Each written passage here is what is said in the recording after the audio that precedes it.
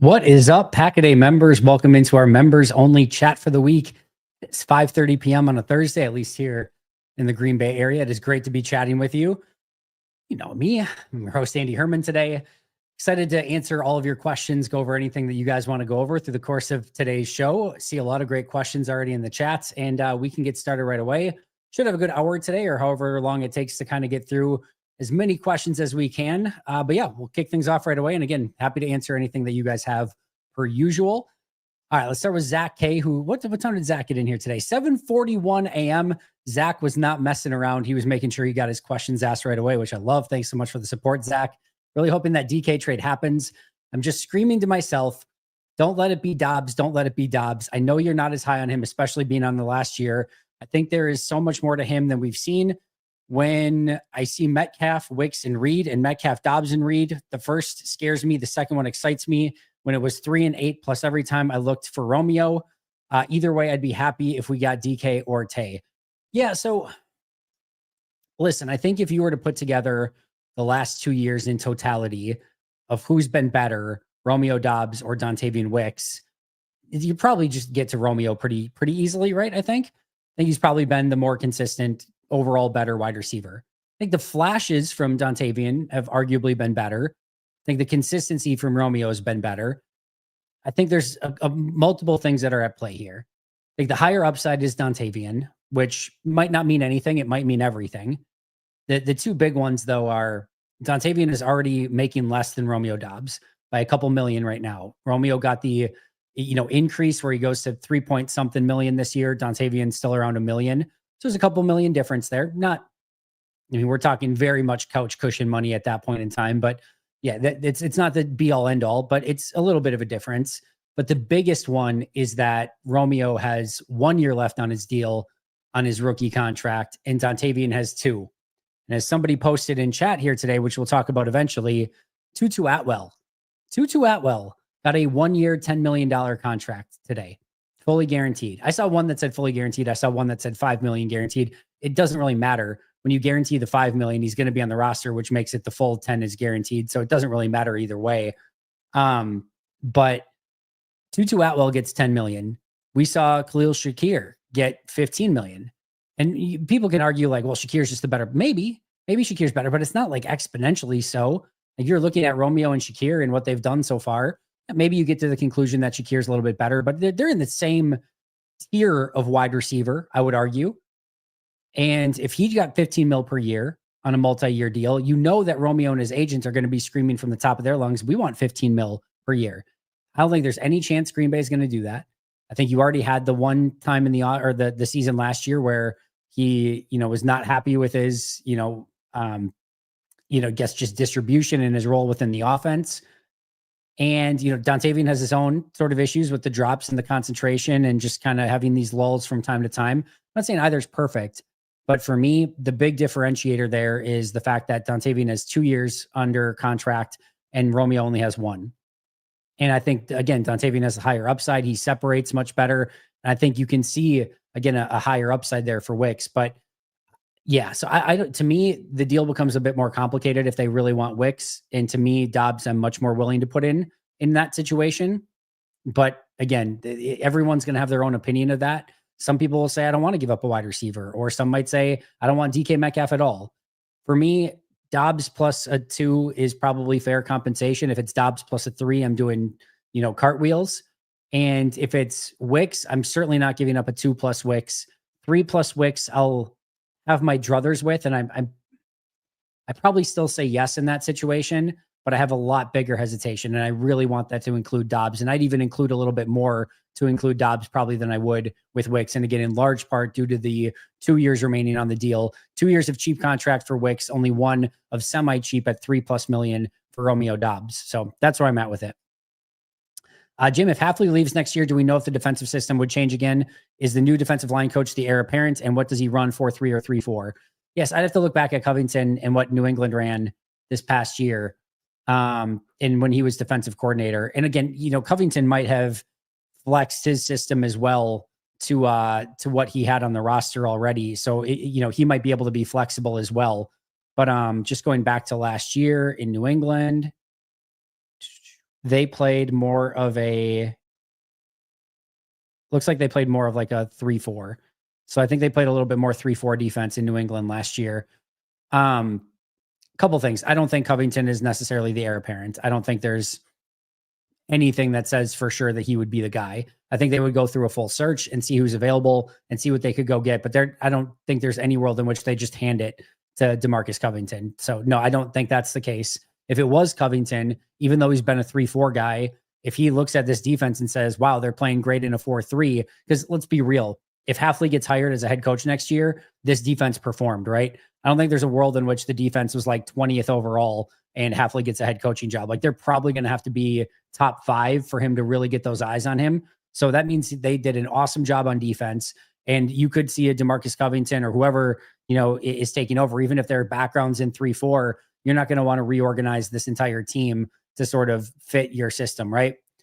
That being said, I think they would go and get the most qualified candidate for the job, regardless of whether it was internal or external. And then from there, let that coordinator sort of decide what was best and how this team would fit that system. You could have something where that coordinator recognizes that right now this team's better set up for a 4-3. So he plays a 4-3 and maybe over time it transitions more into a 3-4. I think a couple things. Number one, if the defense again was great under Hafley, you're probably bringing in somebody who can run a similar type of system, whether that's internal or external. So that's probably step number one. And then, as you kind of look at it a little bit from there, it doesn't matter all that much, right? It does and it doesn't, but you're going to be a nickel the vast majority of the time. Whether you're a stand-up guy on the outside or a hand in the dirt on the outside doesn't really make a ton of difference. It just is, some nuances within that. So I think you hire the most qualified coach. That coach probably gets, if not like having the understanding of like, hey, the 4-3 is working great, we're just going to stick with it. I mean, Matt probably just says like, hey, we're going to continue to run this style of defense because it's working so great. So I would be stunned if Hafley gets the job again. That means that things went amazing and he did a great job this year. I don't think he's going to allow somebody to come in and be like, well, we're going to change it to a 3-4. Just doesn't make any sense, right? So I think regardless of who it is, it'll probably be a similar type of system, similar type of scheme. And then it's just, can they run it as well as Hafley did, assuming again, he gets that job somewhere else. Would you rather trade a lot for Garrett or trade up and get Abdul Carter? This is an interesting thought experiment, Jay. Assuming we're in a world where it's the same cost, I'd probably go Myles Garrett. Listen, Abdul Carter is going to be a really good football player. I don't really have any doubt about that. But I will say we already know what Myles Garrett is. And I think you for sure have, 4 really great years left out of Myles Garrett at least. I would probably lean a little bit more in that direction. Again, just given the proven commodity where Green Bay's at right now. I think Myles Garrett's first ballot Hall of Famer all day, every day. Like he's that type of dude. Just go get that, right? That's where this team is at. They need that a little bit more. I also will question, I wonder if getting from 23 to 1, there's a world in which getting to 1 costs you more than getting Myles Garrett. Now, on the plus side, Myles Garrett's going to take $40 million a year, and Abdul Carter's, I don't know what the number is for the number 1 overall pick, but it's going to be far less than that. So you get a much, much cheaper, from a financial standpoint than you get Myles, but it might actually cost you more to get from 23 to 1 than it would cost you to get from 23 to Myles Garrett, right? So I'd probably go Garrett in that situation. Like I said, it's a very interesting thought process. If, like you said, like Abdul Carter somehow fell to number 5 and it maybe only costs your first this year and like a first next year, it's a little bit interesting because again, you get up there, you get your premium draft pick, and then you still have money to spend. That's a bit more interesting, but I think where it's at right now, I'd probably go with Myles Garrett. Packers need Devante not just to catch the ball, but also to help provide leadership to wide receivers, but also because he could help Jordan with little details, 2-man game, etc. No other wide receiver can do all of that. Yeah, I wouldn't bring in Devante or a wide receiver just specifically to quote unquote mentor other wide receivers. It's a added bonus maybe, but your main thing is that you want him to be productive out on the field. And I do think there's going to be some learning through osmosis, and I'm sure Devante will be a great leader for those wide receivers. I do think the attention to detail stuff that you mentioned is huge. And just to have Jordan, well, the interesting thing about Devante is Devante has great attention to detail-ish. He has great attention to detail, but he also wants a blank check to be able to do what he wants within the route. So a lot of Matt LaFleur's offense and a lot of offenses are based on precision and timing and route running and all of that. Devante is so unique at what he does. He more often than not just wants to say, hey, we'll start with this, but you have to allow me to freelance depending on what the corner does. Because if you give me that ability to freelance, I'm going to eat this dude alive. So we might start with the idea that we're going to run a fade, but you have to know that if I go for a fade and he's already overcommitted to it, I'm going to cut that thing back inside for a slant, or I'm going to cut that thing back on a comeback. Like, he's going to have a little bit of autonomy on that. And you have to be careful with that from time to time, because as effective as that is, where he gets the ability to kind of change things in real time, for Jordan, if he's, hitting that back step and expecting that Devante's going to go on a fade, starts throwing that thing up, and then Devante cuts it off, you've got to be extra careful that you're on the right page. So Devante, yes, he's a master at everything he does, right? But there is a little bit of nuance to that, and there's a little bit of improvisation ability that comes with that as well. That being said, I still think it's a huge value add. I think he brings everything that you're kind of looking for. Maybe not the most explosive, deep threat that you're potentially needing within this offense as well, but certainly somebody that's still going to make some explosive plays along the way and is going to give you everything else that you're looking for at wide receiver. So I would be totally for Green Bay getting Devante. And I think, to your point, John, I think there's a lot of things that he brings to the table. The McManus contract spells the end for Alex Hillwright, or do they keep him on the practice squad anyway? John, God bless you, my friend. This is the type of question that I love, that I need in my life, and that I am here for. So thank you for asking International Pathway Program Alex Hale questions. You are a legend in my eyes. I love the nerdiness of this. It doesn't get any nerdier, right? How many podcasts about a sports team or like a football team today are asking about their International Pathway Program player or their backup kicker? And this is all in one, right? An International Pathway Program backup kicker is what we are talking about. And John, I am in heaven. So thank you so much for that. I don't think it necessarily means the end. It could. They could just say, what are we doing here? We don't need any roster spot, much less our 91st International Pathway Program spot, to be taken up with a backup kicker. We now know that Brandon McManus is going to be the kicker for the next couple of years. I think actually that Green Bay, and sort of rightfully so, loves having a kicker, especially in this sort of bonus situation, on their practice squad. So to be the 17th practice squad guy and to have sort of a unique specialist there, because what can happen from time to time is if you go into a game day and Brandon McManus falls ill or injures himself the day before in walkthroughs or something like that, sometimes it's very difficult, especially if you're, in Green Bay and there's no like, there's connecting flights and things like that. To try to get a kicker in town sometimes is very, very difficult to do. So if you get, if something happens to McManus the day before in walkthroughs, or he gets sick or something, having that ability to call up a kicker from your practice squad and that's already in hand, there's a little bit of value to that. And of course, like when you have that, I'm not saying it's a perfect scenario, but he can probably act as an emergency punter as well in case something were to happen to Daniel Whalen. You might be hoping that you can get somebody else in time, but it just gives you a little bit more of that emergency, sort of scenario. And the way that I love this, right, is you have to think logically of what's the most value that you can get out of every resource that you have. And quite arguably, the biggest value that you can get out of an International Pathway Program player is exactly this. Like, what are the odds that you find some sort of International Pathway Program player and you keep them for a few years and they develop into a legitimate like NFL player, right? And even if they do, they're probably fringe roster at the best, somebody that's a rotational, like number 10 offensive lineman or something. The odds that you have that work to the point where you get a star player, a really good player out of it, are probably so insanely minimal. But what you can use that for is a breaking glass in case of emergency player, and having it be a specialist makes all the sense in the world. So you don't have to, use up any of your other roster spots for an emergency kicker or punter, but you can keep your International Pathway Program player with that. And now in case something happens where there's an illness or an injury the day before and you need to call someone up, guess what? You've got somebody already on hand. And it may be a situation where, how much are you going to trust Alex Hale with a 45-yard field goal with the game out? Like, maybe not, right? But it's certainly better than not having a kicker at your disposal at all, or having Daniel Whalen have to do it. So I think it's a wise move for Green Bay. They could go in a different direction. I wouldn't be stunned, but I do think that there is some value there in keeping him as your emergency specialist in case something were to happen, and just having that player already in Green Bay, and there's almost no downside to it whatsoever.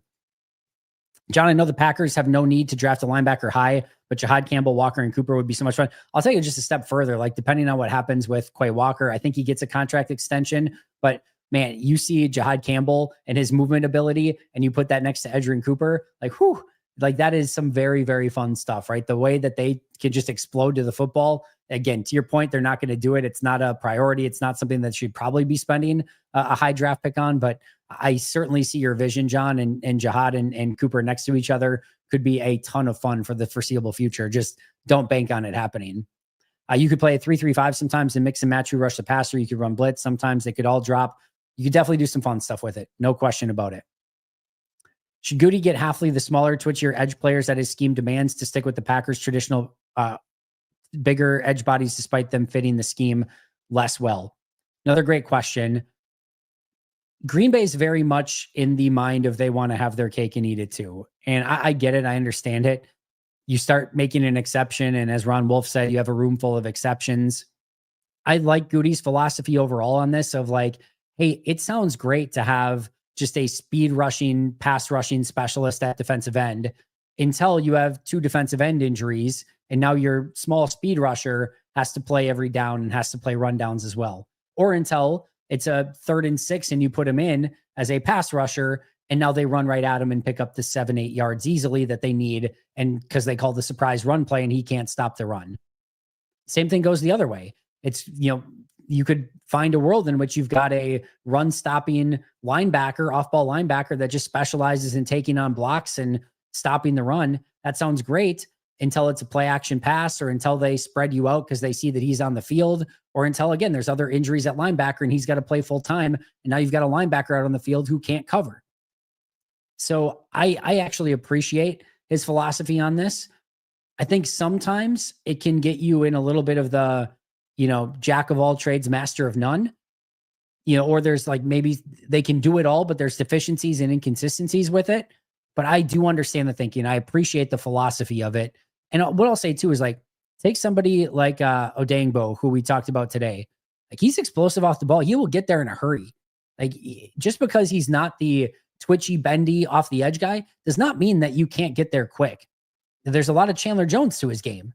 So like, Chandler Jones was able to find ways to quickly get to the quarterback. You don't have to be Brian Burns and run like whatever 4 insane 40 and bend around the edge and be able to, Gumby yourself around the offensive tackle to get. If that worked so insanely well, like, Brian Burns would be one of the highest paid, and again, he's very highly paid, and he's a very good defensive end, but it's not like this complete game changer. It's not like they have this cheat code, right? So to me, you can find big defensive ends that can still get to the quarterback with some level of quickness, but you have to be careful with how you're finding these guys. If it's just, power rush after power rush after power rush, and you can't bull rush the tackle into the quarterback and you're having trouble getting there, yeah, it's going to be a problem. But I think this has more to do with execution and just finding good players than it has to do with, we have to find a guy that's, 6'3", 220 and can bend around the edge. Like, we need a Nolan Smith, or we need one of those. I don't think that that's necessarily the case, but then you better find some of the bigger defensive ends who can get there with some expediency and make sure that they're getting there when you need them to. But I don't think you necessarily have to change the philosophy. And I like the idea of like not having to platoon players, but yeah, I'll just leave it at that. I think that's probably some smart way to go. Do I think at times, like, for example, last year, Goody had 6 defensive linemen, right? Or defensive ends. You had, at the beginning at least, Preston Smith, Rashawn Gary, LVN, Enagbare, Aaron Mosby, and Brenton Cox. I get Goody's overall philosophy here, but if one of those was a speed rusher instead of Aaron Mosby, like, is that really going to change the outcome of the season? No, like, if you wanted to go get a speed rusher and take Aaron Mosby off of that roster, like, cool. Like, you're not going to have problems with the structure of your defense. And it gives Matt, or I should say in this case, Jeff, one other option to rush with. So I don't hate the idea of like, in some of these positions where you've got 6 players, same thing at linebacker, right? If that final linebacker spot was, going to be, a run stopping linebacker rather than, I don't know, whomever. Eric Wilson was fine. McDuffie was fine, those sort of things. But, instead of one of those final spots, you got just a run stopping linebacker. Again, I'm sure Jeff Hafley could find a way to utilize that. So I think it's probably a little bit too stringent of like only doing something. And I wish maybe there was a little bit more openness to it, but at least he has a philosophy on it. I appreciate it. I can understand it, and I can see the vision. I don't always have to I think, and you all can do your own thing. I don't always have to agree with the decisions. First of all, it doesn't matter at all, right? It's not like Goody cares or the Packers care, but for how I view it, like I don't have to agree with every decision of what Green Bay does, as long as I can at least see the vision and why they're doing something. And I can see the vision and the why behind it. And I can at least appreciate that. At least they're having something that funnels their decision into what hopefully becomes a positive direction. That's how I kind of view this one. And I don't have any major issue with it. All right. Andy, I've given up after seeing a wide receiver 4 or 5 get $10 million guaranteed for next season. We can't justify offering any of our wide receivers less than $15 million moving forward. Running back and off-ball linebacker market has been reset too. Goody will need to work his magic and find some practice squad guys and hit a higher rate of draft picks now. I can see Dahlman getting $20 million, Myers getting close to $15 million with lack of center options. Mike, I have been preaching it from the top of the mountain. Get ready for funny money season. This is a salary cap that increased. I think teams are finally getting over the COVID situation and actually have some legitimate money to go out and spend.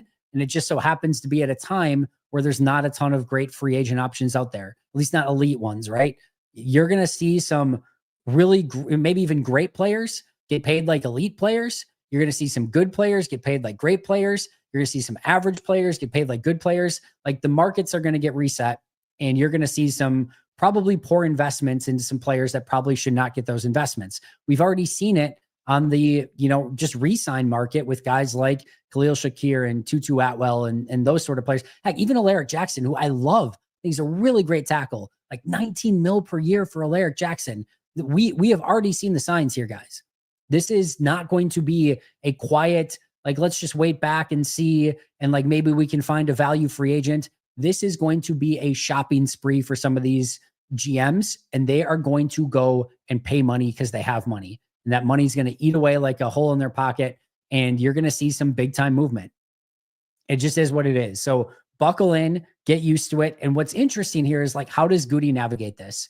He wants to be like every good GM should have some level of efficiency to what they're doing, right? You can go and be aggressive if you find Josh Jacobs and Xavier McKinney, right? Like those are good deals in hindsight. But you want to have some level of efficiency. You never want to overpay and not get the return on investment. And of course, if you can underpay like a Zach Baum last year for the Eagles and get a first team all pro for pennies on the dollar, that's the best case scenario. But it's going to be really interesting to see how Goody navigates this, because he would prefer the efficient signings. There's not going to be a lot of those out there. And he also knows that he needs to aid this team right now with some playmaking ability on both sides of the ball. How he goes about doing that is going to be very, very interesting. And just what appetite he has for being more aggressive than maybe he has been at times in the past. Andy, do you think the salary cap going up makes teams more willing, likely to trade for a contract like Jaire's? Maybe a little, Dylan, maybe a little.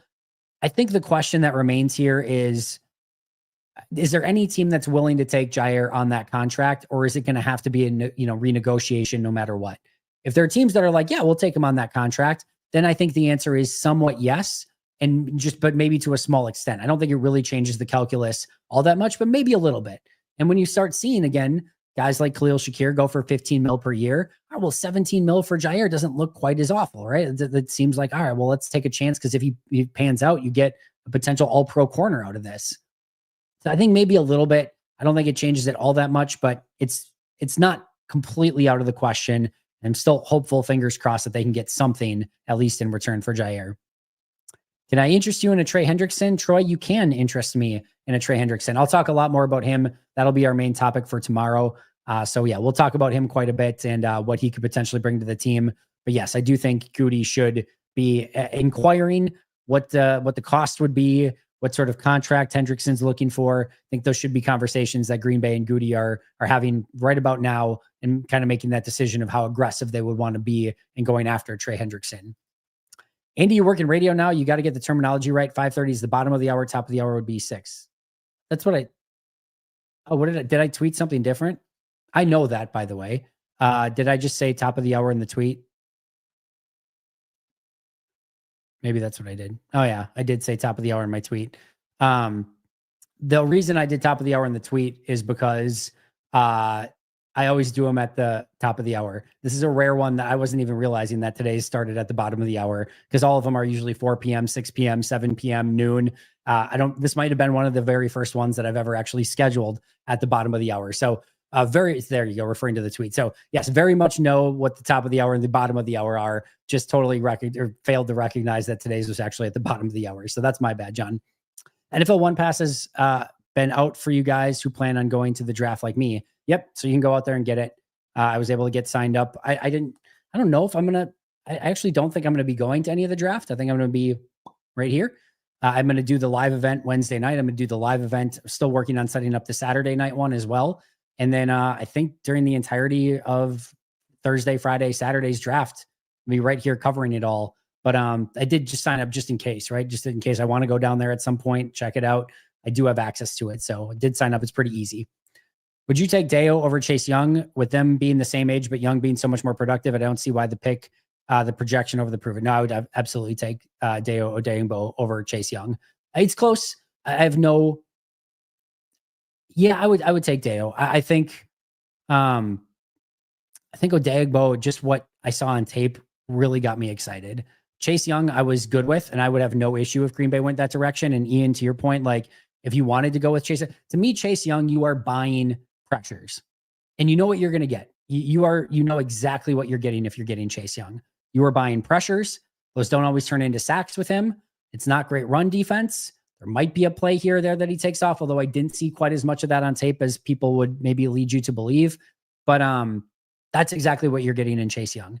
And it always is going to leave you wanting a little bit more because he's so freaking talented. And maybe he just turns it on at some point, but you would have thought that Washington or San Francisco or New Orleans at some point, somebody would have been able already to be like, hey, why aren't you the best player in the world? Like, because he's super talented, right? You're just getting pressures. You're buying pressures. With Dayo, I think he can get there with pressures, and I think he has the ability to be everything that you want him to be and fit probably the system a little bit better, at least the scheme of what Goody wants of, like, bigger physical players. I mean, dude is a freak. Dude is a freak. I love the length. I love the athleticism. There's stuff that he does on tape that is just alien-esque. And again, I understand the want and desire for production and proven production already. And I'm not saying that this would be my 1A option if I were Green Bay. But I think between Dayo and Chase, I would slightly lean towards Dayo. And all I can say is, like, I can see what scouts and what teams will be seeing in Dayo. Like, no question about it. He's really, really fun. Like, really, really fun. Do I want more out of it? Yes. Am I left wanting and desiring 60 pressures and good run defense? I am. And you may end up overpaying to some extent if he doesn't end up being that guy. But man, is the upside tantalizing with what he could be. I would easily understand both sides of this argument. I would probably lean, by the way, towards, if somebody's going to give him 20 million, let some other team give him the 20 million. That's probably where I would lean in this conversation. I will definitely be one, though, if Green Bay's the one that does it, no issue whatsoever. So I would probably put myself a little bit more in that camp of, like, I think there's better ways to go out and do it. Like, I would probably even still maybe lean a little bit more towards Khalil Mack. I would probably even lean a little bit more towards Josh Sweat. I would probably lean a little bit more towards Milton Williams. Like, I would probably go in those directions before I would go Dayo. But I went into the Dayo tape thinking, like, the same thing that you guys are thinking. Like, what are we doing here? Why, when there's all of these potential stud players available, why are we going in this direction? And then you throw on the tape and it's just like, yep, never mind. I get it. It's very easy to see. Very, very easy to see. And he's going to get paid for a reason. But maybe a little bit more risk in it. There's risk with everyone, but sometimes going in the not risk reward, sector, but sometimes you have to go big game hunting on this stuff and be like, you know what? I think we're going to get this guy around 18 million per year. And I think in 2 years, it might look like the biggest steal in the world. And he might be playing as maybe not for a second team all pro defensive end. And if you can get that at 18 mil per year and not having to give up draft cap, in 2 years, he could be better than Trey Hendrickson. And you didn't have to give up, multiple first round picks and, 38 million per year, whatever it might be. Right. The odds of that are maybe not super slim, but in order to kind of win a Super Bowl, you kind of have to hit on some things like that. So I understand the swing at it, if that's the direction that they go in. And I'll reiterate what I said on today's show. In no way are you getting a bad player. You are going to get a good defensive player no matter what out of Dayo. It's just, you're going to get, as of right now, if you're just basing it on what they were in 2024, Sweat was probably better. Hendrickson was better. Khalil Mack was definitely better. There were better players in 2024 clearly out there that are available to you. The question isn't, though, who was better in 2024. The question is, what's going to be the better player and better value in 25, 26, 27, and maybe in 28. And I can see why some team is going to say, we think that's going to be Dayo. Whether or not that could or should be Green Bay, I'll let you guys decide, but I can at least see, again, another thing I can see the vision behind. Baby QB, 15 months being a member. That is phenomenal. Thank you so much for that. Really appreciate it a ton. The Packers pick a wide receiver in their draft. Is there a player you lean towards developing? Not yet, Baby QB. I promise I will get there. This is usually my annual conversation of we're just about to really dive into free agency next week, right? So it's really difficult for me to dive in headfirst to the draft when we've got this thing coming up. And then by end of next week, free agency is almost done. And then again, I'm starting to watch draft prospects, obviously, but I haven't got through enough wide receivers yet to be this is the one. But I'll get there eventually, I promise. Sorry not to crap on your question here. Andy, did you still plan on doing a hangout during draft week? I need your autograph and you review my scouting reports. Yes, 7 p.m. to 9 p.m. the night before the draft, Hagemeister Park is one for sure. So that will be a live Q&A that I will be at, and then I'll hang out afterwards for a while. So we'll start as probably as people kind of come in, might do a little bit more of a meet and greet, and then do the Q&A. We'll have a microphone and everything like that. And then after the Q&A is done, we'll do a meet and greet and might go even out for a couple drinks after that as well, and hang out with some people if you guys want. So definitely the night before the draft, Wednesday night, 7 to 9 p.m., Hagemeister Park, downtown Green Bay. And then working to set up something on Saturday night as well. So I'll keep you guys posted as soon as I have that finalized. What's your expectation for Katana Ladapo this upcoming season? Potential linebacker snaps? I don't think so. I think they probably just have the nickel. I mean, they're Quay and Cooper aren't coming off the field, and nickel and dime, one of those guys is going to be out there. So I don't think there's really a role unless one of those guys were to get hurt. And then you maybe needed more of a nickel linebacker to play with either Cooper or Quay, depending on who was hurt in that situation. I really liked what I saw in those final couple games from Catan when he actually got out on the field at safety a bit. He looked really good to me. Not really good might be aggressive, but he looked good. He looked like a legitimate safety. So did Zane Anderson. And I think they're in a really great spot at safety. We're going to talk about this for, I think, Saturday or Sunday show as well. I've put my notes together and just kind of take a look at the state of the roster. But I mean, safety is in an awesome spot right now. I mean, even if you take Javon Bullard out of the equation and just say, you know what, he's a slot guy now, we're not even going to put him at safety. We're not even going to practice him there. The fact that you've got Evan Williams and Xavier McKinney as your starters with Oladapo and Zane Anderson backing up. And then even a guy like Omar Brown, who got a cup of coffee on the team last year as a depth piece there. Yeah, I love that safety group. And then again, you still have Javon Bullard, right? I think it's a really, really great group of safeties, and Catan's a part of that. Again, in a pinch, could you put him a little bit in some linebacker snaps? Maybe, but really, really liked what I saw on tape of him at safety in that small amount of snaps at the end of last year. All right, Travis. If Metcalf sits out, how does that affect his comp value? Also, if comp value is a third, would the offer have to be higher? Just trying to think of your first part. So if Metcalf sits out, if you mean sits out for the season, that's a non-starter, because if he sits out for the season, his contract holds, and then he's just still on Seattle for another year. So there's nothing that happens in that situation. So there's no comp pick because he just remains a Seahawk the following year. So if he were to sit out all of, the easy way to look at this is if he sits out all of 2025, his contract for 2025 gets taken off the books and it just moves to 2026. He's still a Seattle Seahawk. So it doesn't change anything there. And then he's not a free agent, so it doesn't change the comp pick.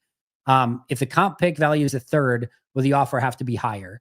Not necessarily, because if he were to leave, he's not going to leave until free agency next year, right? So he would have to play out this season, then be a free agent in 2026, sign somewhere, and it would have to be a large enough contract. It probably would be, but it'd have to be a large enough contract to get a third round comp pick.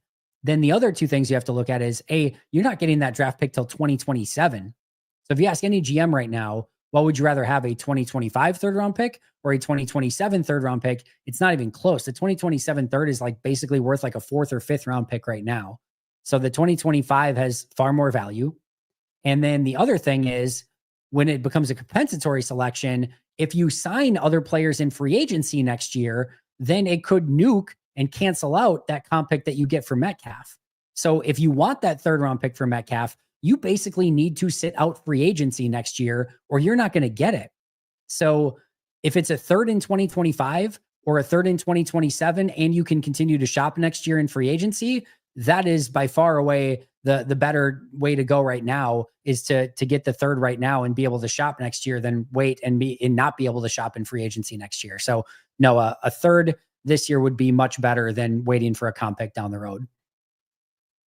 Ben, at first I wasn't on Dayo or Milton Williams, but you've changed my mind, 80. I think with Williams in particular, I'm comfortable with the inside linebacker core, picking up the slack from potential loss in run defense. And let's see, that's even the thing. I think if, you don't even necessarily need him on early downs on run defense. And if you do want to put him in on early downs, I think put him more at defensive end, because he's a big defensive end. He's a small defensive tackle. So I just don't put him in on, obvious rundowns or downs where you could potentially have him there. If you want him on the field still, that's fine. Just put him at defensive end. I still think you can get some value out of that, but I don't even care. Just like, if you just want to weaponize that guy, like, it would not stun me if over the next 2 to 3 years, he was the best interior pass rushing defensive tackle in the league. And that stuff just doesn't become available. Like, that is a very talented thing to have. So even if you told me like, hey, he's going to play 400 or 500 snaps per season, but those are going to be, 350, 400 of your most important pass rushing snaps. And he's going to do it at a level, at least that's in the top 3 to 5 in all of the NFL at it, if not number one. Cool. Like, I don't need the other stuff. They have plenty of other players who can stop the run on early downs. Kenny Clark can be out there. Whether you need to bring back a TJ Slayton or find a, more run stopping defensive tackle in the draft. They can put other guys in there on early downs. I don't need Milton to be out there. But when it's 3rd and 8 and the other team needs a first down, I want the guy in there that can get to the quarterback right away with a quick first step and a variety of moves, and just makes it really difficult to block him one-on-one. I want him out on the field. And I think that to me is worth its value, even if he can't be a big time run defender. All right. Run defense from Milton with his, oh yeah, gotcha. We're good there. Mike, AKA Packers superfan, Goot has to be in on Hendrickson, right? Involved in the conversation, which I think is a overplayed trope at this point, by the way. As we've talked about, Goot has had free agent money to spend 3 times in his career, and he's gone out and spent aggressively every single time. Jimmy Graham the first time, then the next time it was the big 4, right? Turner, Amos, Smith, and Smith. Then this past year he had it again, and it was obviously he had Josh Jacobs and Xavier McKinney. So every single time he's gone out and had money, he's gone out and spent it aggressively and not just been in on conversations. And I think that's going to be the same this year. But I would assume at least that they're going to make some phone calls and see what it would take to get him. Yes. Mike, thank you for the super chat. Appreciate that a ton. With Max Crosby signing his extension, I'm no longer going to ask you what chances are of getting him. Game over. Appreciate that. Appreciate that, Dan. Yeah, those chances are done and dead. Nice to see another defensive end on the market. Feels like this is a really good defensive end free agent class to need a pass rusher. Is this an above average market? Also, how the hell are the Bengals going to stop anyone? Yeah, I mean, the Bengals are going to, I think, hope that they get some sort of premium draft picks in return. And then I would assume that they're going to be very aggressive in building this defense via the draft. They are very clearly all in already on offense with Jamar Chase, T. Higgins, and Joe Burrow. And so now they're going to have to go very young and talented on defense and hope they can put enough pieces together to make it a serviceable defense. But that is no easy task. They're going to have to draft very, very well if that's the direction that they want to go in. I think it's probably an above average pass rusher market, but those guys are going to go fast and the price is going to be very, very exorbitant. So it's good. There's a lot of guys out there. That's great. But A lot of them are via trade, or at least some of them are via trade, which you're going to give up a lot of stuff. And then others, you're going to have to pay a pretty penny. And like I said, those guys are going to go very fast. So it's good, but just know you're going to pay for it as well. No, each year and team is different, but am I the only one that looks at San Francisco with much less concern? No. They're going to have to kind of prove their way. Now, just getting, if they can get healthy, right? I mean, last year, Purdy was hurt. Trent Williams was hurt. Christian McCaffrey was hurt. Half their offensive line was hurt. Debo was hurt. I know Debo's gone, but you get my point. Like, they were so banged up, just like the most injured team. Travarius Ward, who was out there, was dealing with the personal issue where he was nowhere near the same. Like, they had everything hit that team. And by the way, when you go to like back-to-back years of playoff runs, like that stuff can wear on you as well. Just a lot of snaps, a lot of wear and tear. And I think it kind of caught up with them this past year. If they all get healthy and there's no injury concerns, I still think they're a very good team, but the image definitely takes a hit. And you wonder if they can just even get back to that, Super Bowl contender status. I'm not giving up on them by any means. I think there's still a lot of talent there, but it just certainly does not scare me the way that it used to. I'm with you on that, Ben. Andy, I just don't see the DK trade happening. When has Green Bay ever been publicly known to have interest in a player and they actually get him? When they do get a player, it usually comes out of nowhere. I think there's some truth to that. I'm more of like, do you really see Goody giving up a second round pick or a day 2 selection plus a young player plus a $30 million contract for one wide receiver? Just can't quite get there. I know there's a lot of rumors out there, a lot of smoke. I think there's some fire to it as well. I think Green Bay is legitimately involved in the conversations. I'm just more of the, I'll believe it when I see it. And again, I don't think Green Bay's like, oh, we're just going to go through the motions. I think they're actively probably trying to get DK Metcalf. I really think that they are. I don't think like this is one where the agents are just using Green Bay in this situation. I think if given their choice with probably an offer they have on the table, I think Green Bay would like DK Metcalf on the Packers. Whether or not they actually get there and Goody gives up all that stuff for it, that, like I said, I'll believe when I see it. And I can't quite get there, but there's not a lot of guys like DK on the market, as we've talked about. And I could understand why maybe they would want to go aggressively in that direction. Lots of great questions today, guys. Appreciate it. Who do you think fits Green Bay now, Metcalf or Adams? Such a tough question. I think Metcalf is a little bit more of a force multiplier in the fact that he's everything that you kind of need.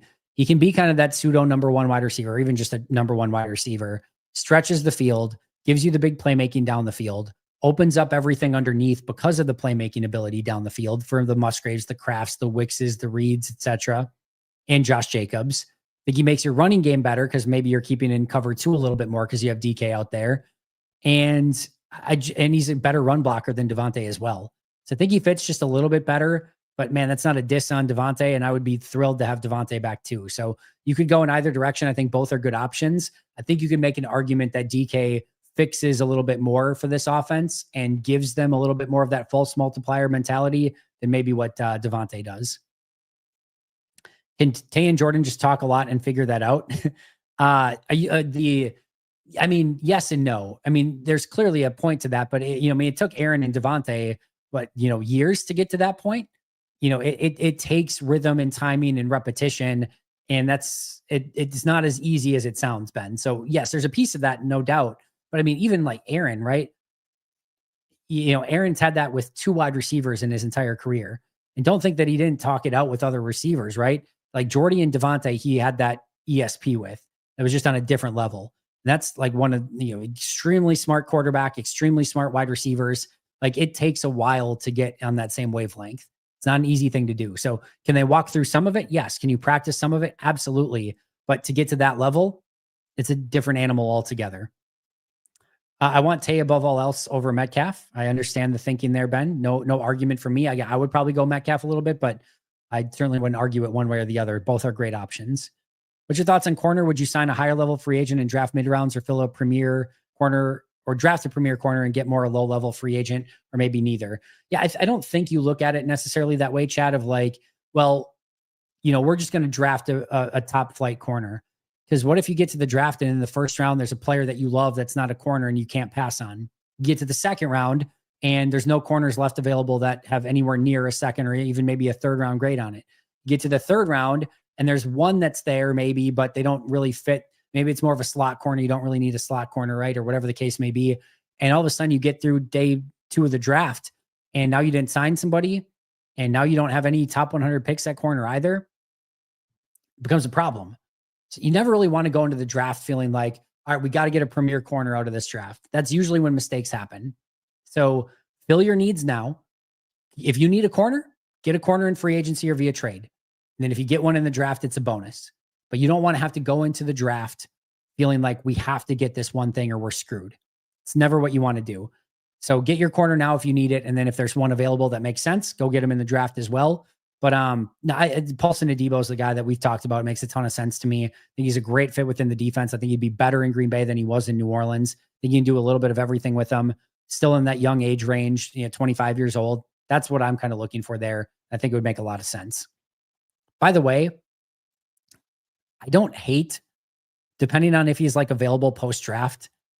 Like if you were to say Green Bay didn't find a premium corner, and then, maybe they brought back like a Robert Rochelle and a Corey Ballantyne just to give them some depth pieces if need be, thinking they're going to go into the draft and hopefully address it via the draft, and they get in the draft and maybe they get like a 4th round pick, but it's nothing to really write home about. If he was still available after the draft, I wouldn't hate Darius Slay, who was just released. Now, maybe he's not available by then. There's a good chance that that's the case, but if he were still out there at that point, despite being, 34, 35, whatever he is, I wouldn't hate that. I think he could play very well and very highly in this Jeff Hafley defense. And if it came to that, where like you struck out in free agency in the initial wave, you struck out in the draft and Slay was still out there, wouldn't hate that one bit. Want Paulson Adebo over any other corner in free agency? I like it, Ben. We're on the same page there. Are we keeping Slayton or is he gone? I don't think they do anything TJ Slayton like at defensive tackle until after the draft. This is a very, very deep defensive tackle draft. And I think that they're going to believe that they can probably get a couple guys at some point in the draft. That one's a little bit different because it's so deep. And then I think there's going to be a lot of those guys that are going to have to wait until after the draft because of the depth in the draft at defensive tackle. And my guess is guys like Slayton or very similar players to him are going to be available. I even think you could see some teams attack the draft with defensive tackles and then release some of their veteran defensive tackles after, because they were able to get so many good, talented players in the draft at the position. So I think if you're looking at a Slayton, you wait until after the draft. And if he's still available and defensive tackle didn't go your way, then in that situation, maybe go out and re-sign him. But I don't think they try it right now. One of the wonderful things about draft season, read a mock, which had the Packers taking quarterback Taylor Elgersma out of Wilfrid Laurier in the 7th. No idea of the player or the school, but love it. That sounds awesome. Gotta read up on him now. Do some tape study. Let me see let me see if I can find some really quick here. This is my nerdiness going off here, so my apologies to anyone. Turning off my ring light so I can see this. All right, what do we got here? Tyler Elgersma.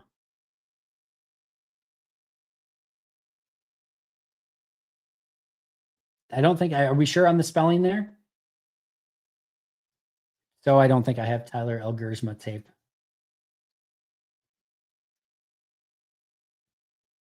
Taylor Elgersma. There we go. Let's see if I've got Taylor. You lied to me, John. Taylor. Oh, no, I just read it wrong. I'm an idiot. Sorry, you're right. I'm wrong.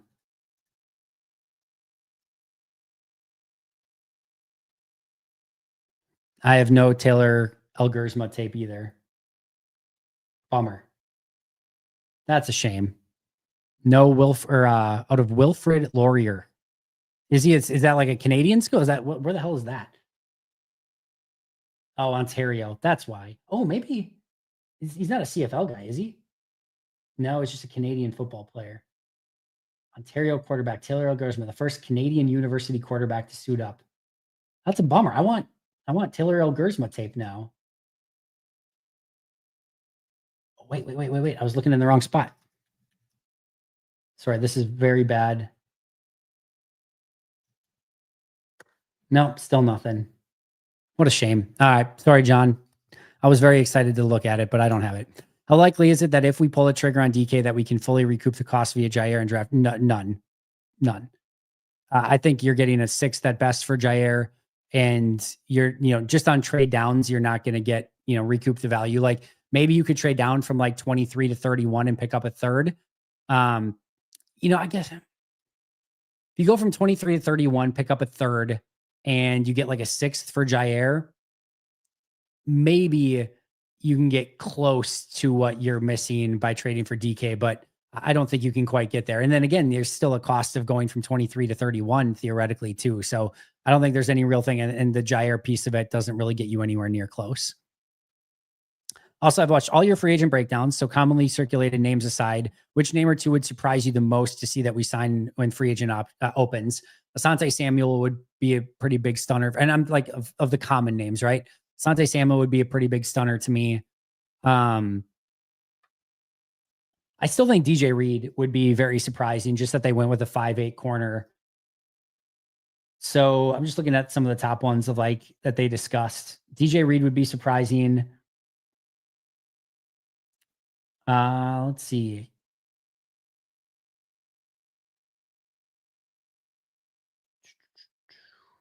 Yeah, I'll go DJ Reed and Asante Samuel. I'd be a little bit surprised if they went super aggressive at like 15 to 20 mil per year for Drew Dahlman. That would surprise me pretty significantly.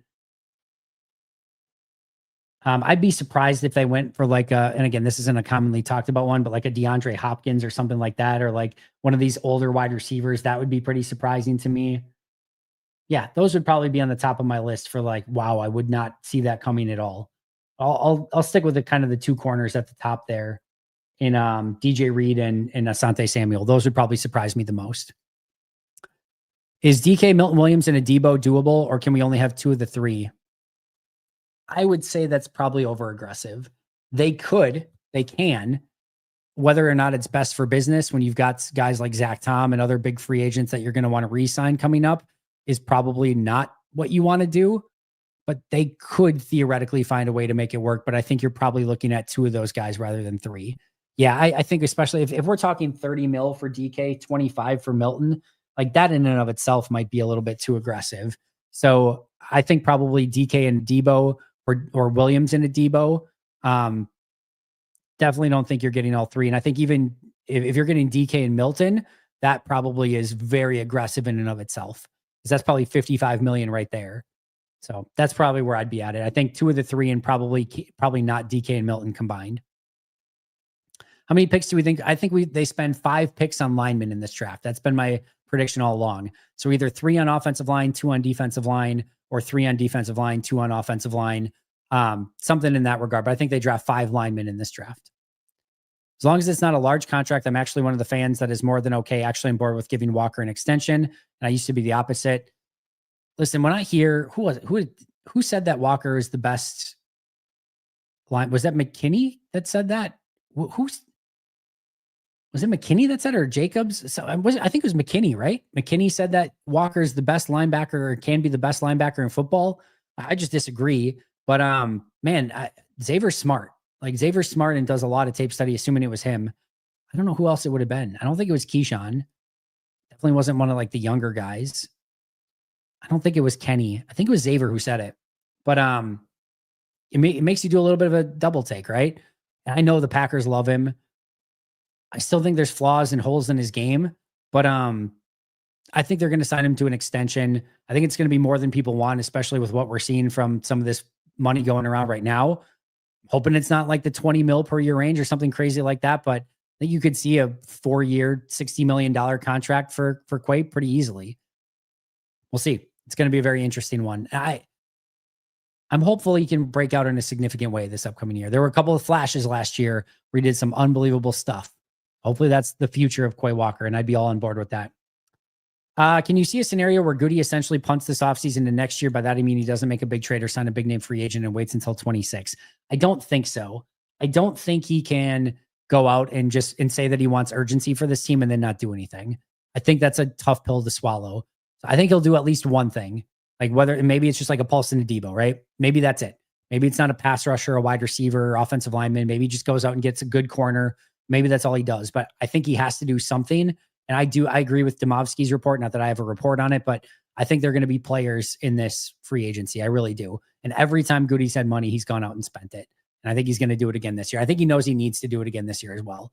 I think he'll be smart about it. I don't think he's going to spend stupid money, but I think he'll find a way to be as efficient as possible while also adding a couple of really good players to this team. Does Kraft break out even more to be a top 5 tight end this year? That's the hope, Nate. That's the hope. Sky's the limit. What's your response to Peter suggesting that this is the draft to finally take a wide receiver in the first round? Don't dignify it. I just need to watch the wide receivers a little bit better, Ben, before I can speak educatedly on that. Who would be the top 2 free agents signed this year, like last year's Jacobs and Xavier? I mean, everyone's gonna have a different opinion on it, right? I went with in my breakdown the other day, I went with, Paulson, and Odenigbo is not in that category, right? But like neither Josh Jacobs wasn't either. Like Josh Jacobs wasn't like a top 5 free agent last year. He was a little bit lower because of the positional value and coming off a down year. But like to me, like a Milton Williams and like if you're looking at like a top 2 that I think would be like workable for Green Bay. To me, I really do think, like Milton Williams is in that conversation. I don't know. Do you go like Milton Williams and like Khalil Mack? I mean, Mack's going to be older. Do you go? And I think that the issue is just that there isn't that fit, Donald. I think that's kind of been the thing we've talked about all year long or all offseason long, is that there isn't a McKinney, probably Jacobs duo this year, but you got to be creative with it. And I do think Milton Williams is very much in that conversation. Sometimes coaches prefer their own players. Does Covington bring over anyone from the Patriots or Judon? I don't think he has that type of pull as a defensive line coach, right? Like maybe like he could, if he went out and said like, hey, trust me, get Matt Judon. He's going to be really cheap. And I guarantee you I'm going to get 15 sacks out of him or 12 sacks out of him.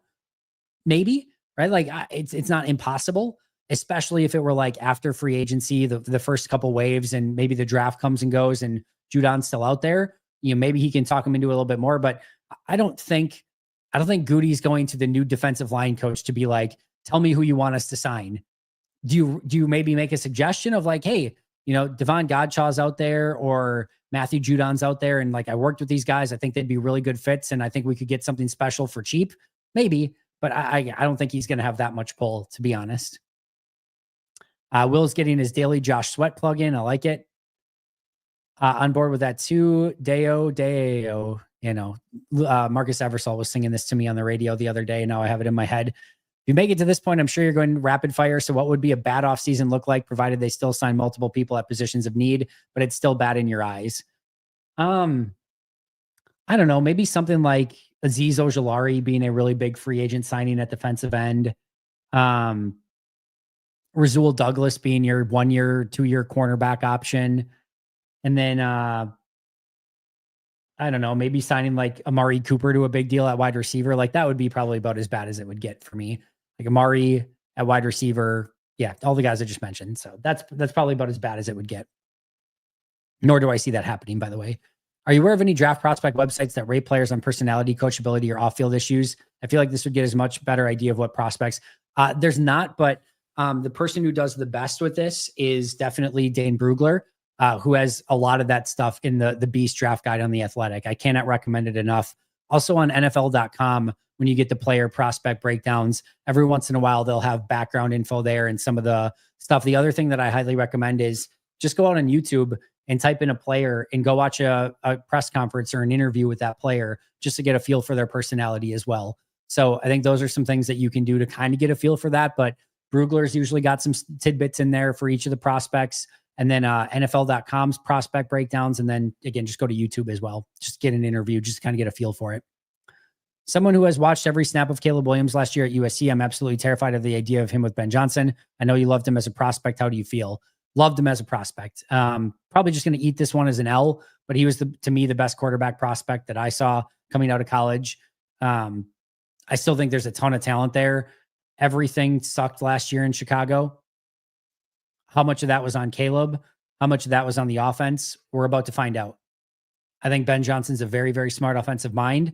And I think the sky's the limit for Caleb if you can get him to buy into a couple things. And if you can get him to settle into a system. I think they're very, very smart, even if they're overpaying a little bit, to going out and improving that offensive line and getting Ben Johnson. Like, if you were to, as much as we hate it, right? If you were to put a playbook together for what Chicago should do in the offseason, get him the best offense play caller possible and get him an offensive line. That would be like, literally, that's it. Those are the two things. Ben Johnson, 2 offensive linemen already in Joe Thuney and Jonah Jackson. They're making the right moves. They're putting the right playbook together. Whether or not that works, hopefully not.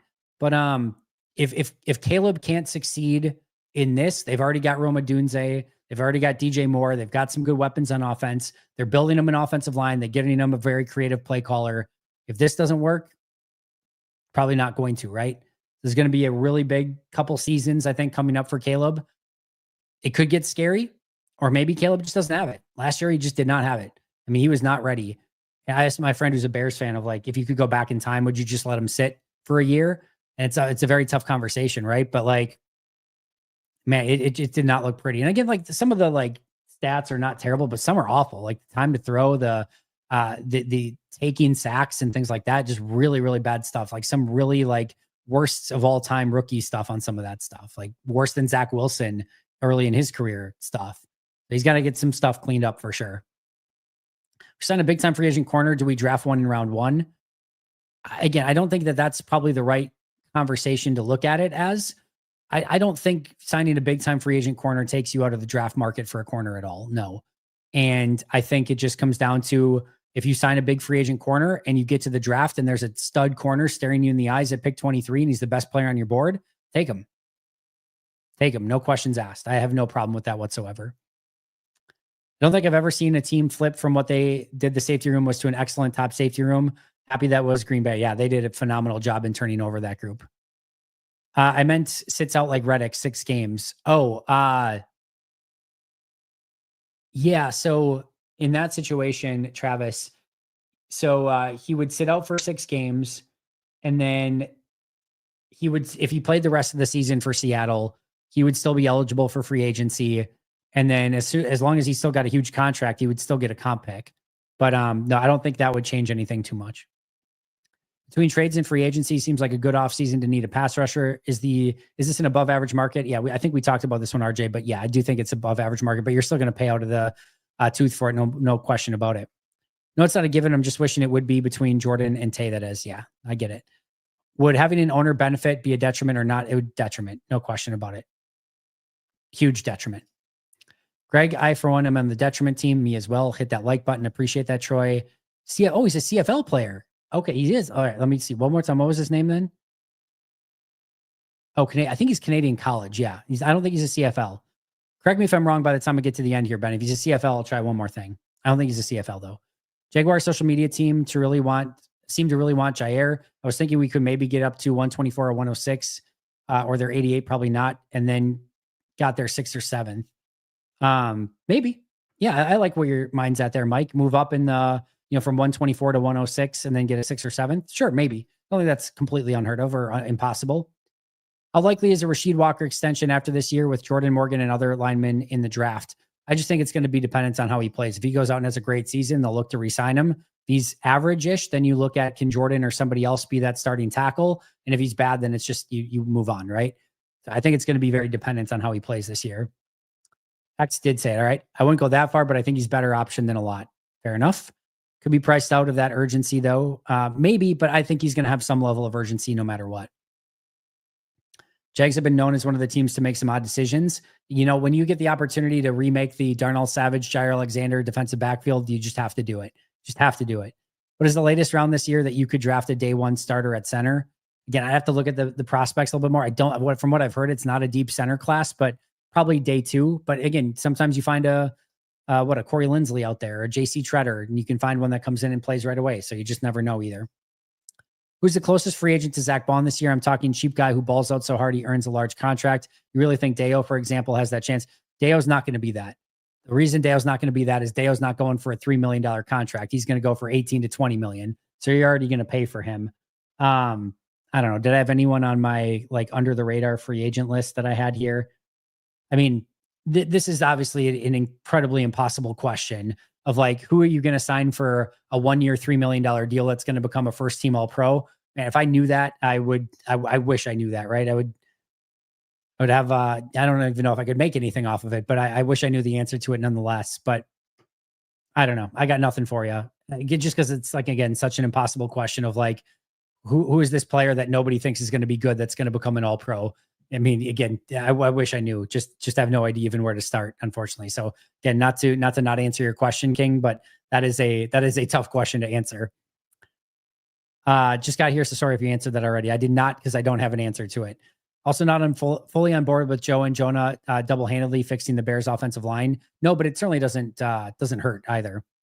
Mari Cooper really would be that bad of an ad. I don't know. I kind of like him. Don't think Buffalo's stint reflects what he has left. Obviously not option 1A, but don't hate it. If we hit on other positions, man, those wide receivers start to drop fast when you get to a certain age. I just don't think Amari has it anymore. I mean, he played with Josh Allen last year. I mean, that's about the most perfect situation you could be in. Josh Allen's at quarterback. You're a playoff team. I mean, it doesn't get better than that. So if that's what it was in Buffalo, to me, that's what it is. And if anything, I don't know that it gets better. It might get worse. Maybe he bounces back in a significant way, but I'm not going to be the one to bet on it. I'll put it that way. Daniels was my favorite. I saw Williams collapse coming from a mile away. It's the Bears that are bound to fail no matter what. You might just be right on that. And yet, like, best season ever for a Bears quarterback, which is weird. It's in the conversation for sure. What is the latest round in this year's draft that you could get a day one starter at center? We went over that one. Appreciate the super chat, though. He played in the CFL as a quarterback intern. Okay, we've got to be real here for a second. He was a CFL. Oh, weird. I thought I had access to CFL tape. I guess I don't anymore. That's a bummer.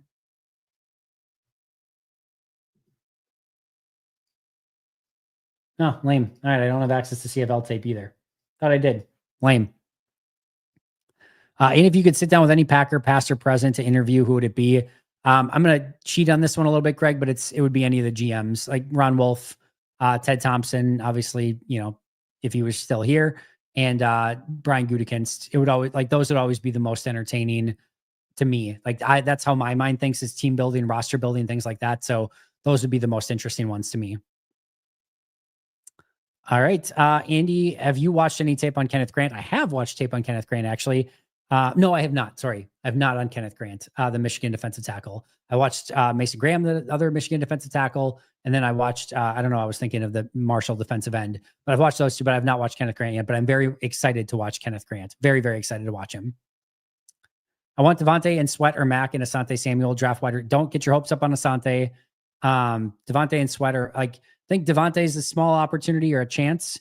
I think Sweat's a chance. I think Mack's a chance. I don't think Asante Samuel's a chance. I would love Myles Garrett as well. I like where your head's at overall, though, Celestial Prophet. Fair enough on the Bane question being hard enough to, or Bond answer. Yes, very, very tough one. Sorry about that, King Kermit. We've even seen some mocks recently where Will Johnson is falling to late teens, and one where he went at 21. If he falls that far, do you trade up for a guy with that kind of talent potential? I mean, I can easily see it, right? Because I don't think he's as good of a prospect as, for example, Quinyon Mitchell was last year, and Mitchell fell to right around 21, right? So if Mitchell fell to 21 or right in that range, I easily could see Will Johnson, because to me, Mitchell was the better prospect. I have watched some Will Johnson, and I liked Mitchell a little bit better. So wouldn't stun me. I will also say, if Green Bay did not move up for Quinyon Mitchell, don't necessarily know that I would see them moving up for Will Johnson, but I think he would fit in Green Bay. I want to watch a little bit more of him, but my guess is Will Johnson is not going to be the pick in Green Bay, either because he's gone, or if he's falling enough, I don't know that Green Bay is going to be the one to stop the fall at 23. Myles Garrett is projected for a 4-year, 137 extension. Is that something Goody does along with trade compensation? Again, I'm going to believe that Goody gives up a $30 to $40 million contract and multiple, top tier picks for a player when I see it, but I don't think he'd be, he was in on Khalil Mack. I know that much.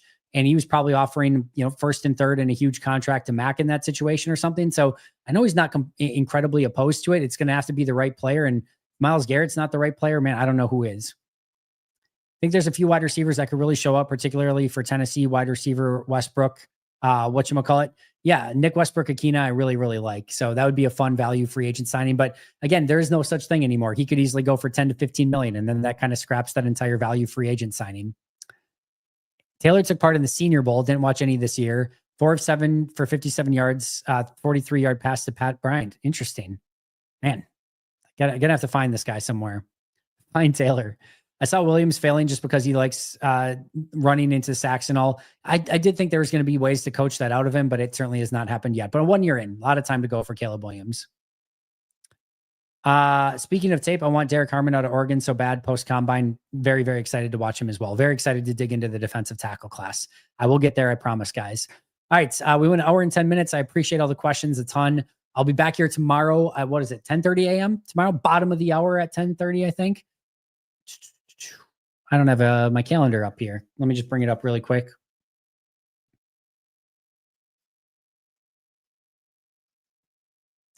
All right, tomorrow at 10:30 a.m., 10:30 to 11:30 a.m. No happy hour tomorrow, but we're going to do a post free agency Q&A. I'm sure we're going to get probably a lot of the questions that we got here tonight, but should be fun. Should be fun. So 10:30 a.m. tomorrow, bright and early, and then we'll go from there. So I will see you guys there. Again, appreciate all the questions. Put in a word with Ross to do one on Harmon. I'm sure he's doing Harmon soon. No question about that. And then Devin Duvernay got cut from Jaguars. Any interest? Probably not. Probably not. I liked him a lot coming out. I like him as a returner. Just don't think he's probably what you're looking for at this point with your wide receiver group the way that it is, but probably not. All right. I will see you guys soon. See you tomorrow at 10:30 a.m. But until next time, and as always, go Pack Go.